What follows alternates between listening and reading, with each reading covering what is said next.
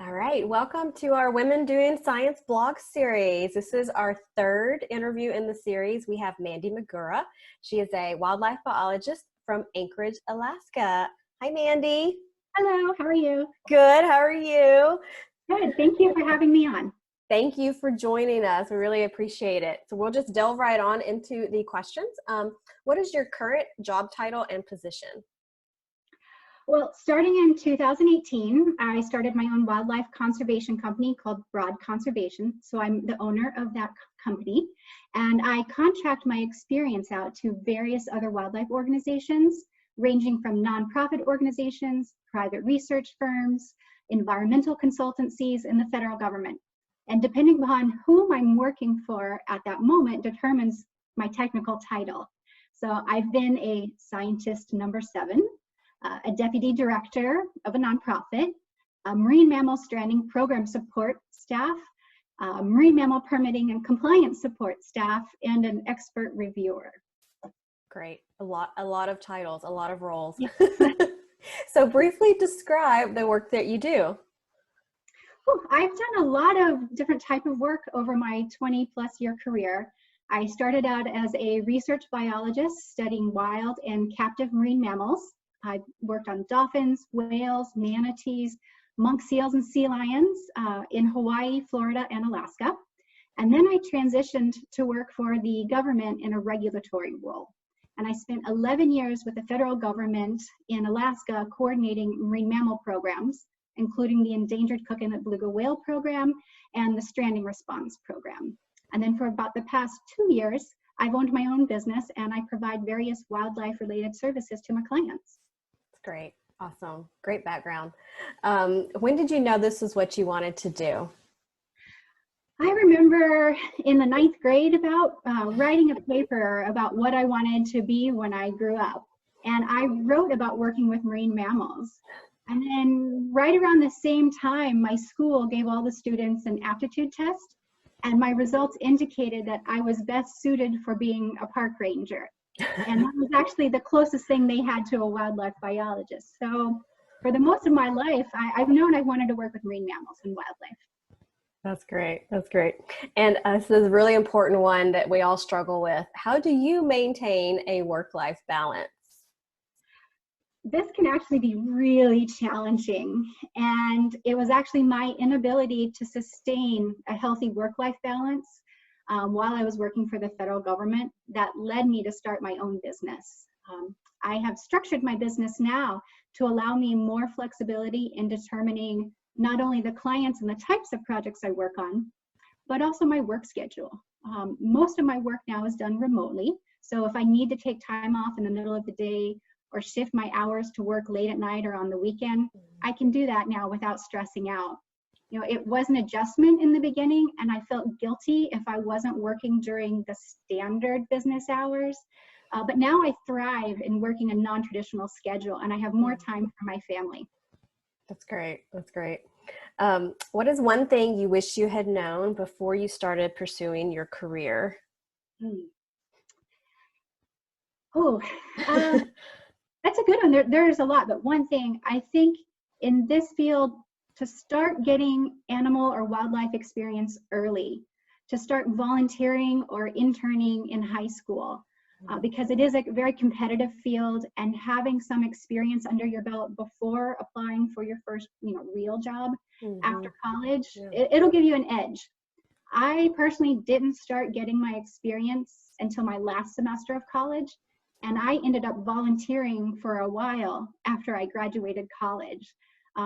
So what I would say is, be fearless and ask various wildlife related groups if you can volunteer with them. The worst thing that they can say is no. Exactly. And most groups are very happy to have the help. Absolutely. Definitely. All right. Describe one challenge you have overcome in your work or your personal life. It's amazing the power wielded by fear.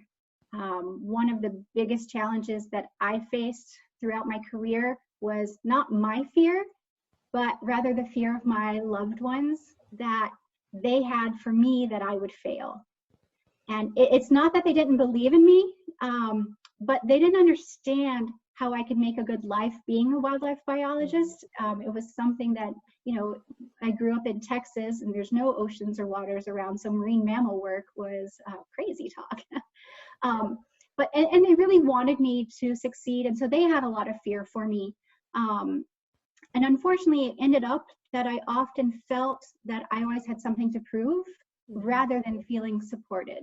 So that was a big challenge. It was fear built out of love, but it was still trying to overcome their doubts for me. And then, what is one of the greatest memories of your career so far? Oh, you know, there's I have a really lot of good memories, but there's one that always comes to the surface that jumps out. And it was during my field research days in Hawaii. And we were conducting boat-based surveys of marine mammals offshore of Maui. And we were so far out that we couldn't see any land anywhere. And so it's just water as far as we could see. And it was a beautiful day. And then out of the blue, we came upon a pod of 6 killer whales. Wow. Which are extremely rare in Hawaii. Like, we didn't even have those on our radar to be looking for killer whales. And I remember being able to see one of the whales swim directly under the boat. And the water was so clear and calm that I could just see this magnificent creature that I'd only seen at SeaWorld or on TV. And it dove kind of straight down under the boat, and I could see it until it just became this little speck. And so it went from this massive, magnificent animal to this tiny little speck. And just seeing the grace and the ease of how it navigated the vast ocean. Well, I've never been able to enjoy seeing a dolphin or whale in captivity since then. It was such a moving experience for me. Yeah. Oh, I love killer whales. Love them. All right. Have you ever faced gender-related challenges in your career? If so, how did you deal with these challenges?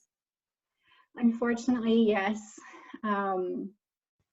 Ultimately, I spent years trying to figure out what I was doing wrong, changing my behavior and constantly questioning if I was being too sensitive or blowing things out of proportion.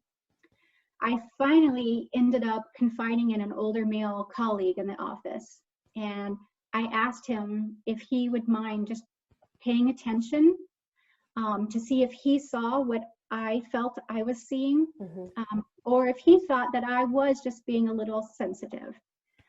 And it was, you know, after several weeks, he came back to me and he confided in me, confirmed and validated my perspective and said that, yes, I was being targeted. And it ultimately was his guidance that, in his opinion, there was nothing that I could do to improve my circumstance. No matter how much I changed or I tried to do something different, it wasn't going to change the situation for me.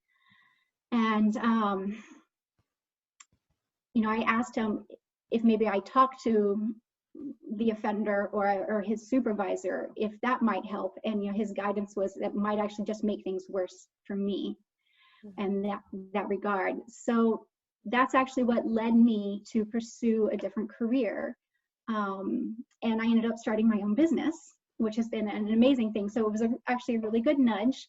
And I can say, fortunately, throughout my entire career, that's only happened at one place. So I think that's a really good sign that, you know, over 20 years, it's just been one employer. That is good, considering what we often go through. Yeah, that's not too bad. It does exist, unfortunately. And unfortunately for me, I felt like I tried for years to course correct, and it just ultimately was a situation I had to leave. That's not ideal, but I turned lemons into lemonade, and I have a successful business now, and I love what I do. Yep. Sounds like it was just the push you needed. It was actually, so, you know, it ended up being a positive. Exactly. All right, we have one last question. What advice can you offer anyone, especially girls, wishing to pursue a similar career? If you really want it and you put in the hard work to achieve it, then don't believe anyone who says you can't do it. I've done more than anyone believed I could. And every new step I took, those closest to me cautioned me that I might fail, or they urged me to, give up and try something else that would either be easier or pay more. However, I had faith in myself, and I had a vision for who I wanted to be and what I wanted to achieve. And I'm happy to say that I've exceeded my own high standards and found happiness as well. So if you really want it and you really put in the work, you can do it. Awesome. You hear that? You can do it. You can do it. Thank you, Mandy. I really appreciate you being in our blog series. And thank you so much for sharing your wonderful advice. Well, thank you for having me. And I hope that some young women out there find something helpful and pursue a career as a wildlife biologist as well. Yes, because we need more wildlife biologists. Yes. All right. More women in science. All right. Thank you so much. Bye. Bye.